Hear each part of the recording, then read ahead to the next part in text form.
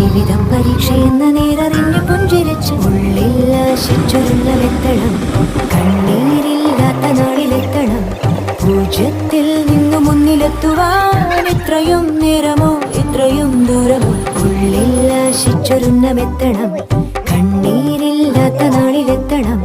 പൂജ്യത്തിൽ നിന്നു മുന്നിലെത്തുവാൻ ഇത്രയും നേരമോ ഇത്രയും ദൂരം?